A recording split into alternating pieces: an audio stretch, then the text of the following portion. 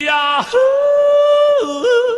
Why would anyone trust Benjamin Netanyahu about Iran or about anything? You'll recall he assured us that Iraq had weapons of mass destruction, that invading there would have enormous positive reverberations throughout the Middle East, which now has more fanaticism, terrorism, and instability. Iraq's been decimated, 1 million individuals murdered, millions more wounded, impoverished, and displaced. Thousands of Americans and others have died or been wounded for that war which benefited Israel, that Israel wanted.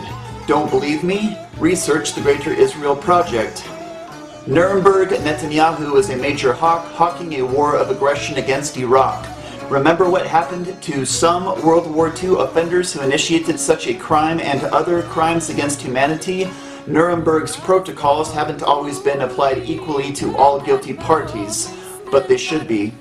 Iran hasn't invaded anyone for centuries. Israel has continually invaded Palestine, Palestine's neighbors, as well as invaded other countries by proxy ever since it declared itself a state in 1948. Iran has 0 nuclear weapons. Israel has hundreds. It also has brokers within its boundaries who are willing to nuke the world if they feel Israel's existence may end.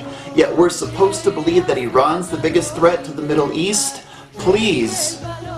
Consider all of the unnecessary suffering and destruction that's been visited upon Iraq, that's continued there and worldwide since that war. Let's do everything we can to prevent war on Iran, for Israel, America's military-industrial complex, and Nuremberg Netanyahu. We don't want 1 million Iranian ghosts added to all the other howling tragedies that already haunt our shared humanity.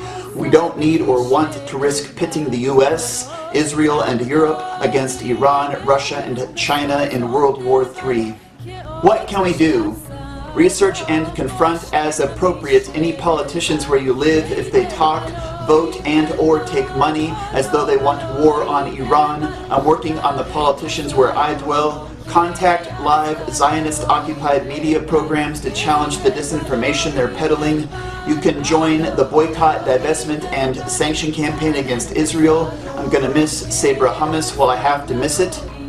I know some folks in Oklahoma bought a billboard demanding no more wars. Perhaps we can pool our resources to get billboards up in all the states with quality websites listed on them, as well as in countries throughout the world. Whom can we trust to raise money for this?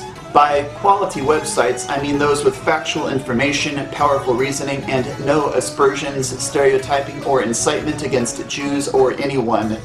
It's cool to identify criminals within a group, but it's uncool to imply that an individual is a criminal simply for being from some group.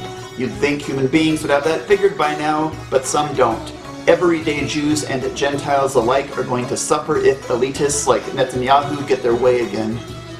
Please comment below. Post your ideas, post trustworthy sources, post about legitimate movements that are already underway in this effort to prevent war. It may seem like an impossible fight, yet it will be all but impossible to look at ourselves if we go down without swinging. Cheers to those folks already acting for this cause. Consider refreshing yourselves with a spot of Boston tea in between all your bouts of hard work. Peace to you. Peace to all my Persian brothers and sisters in Iran and anywhere. Peace to all people who are currently suffering for contrived conflict. May we soon be free forever from the scourge of war.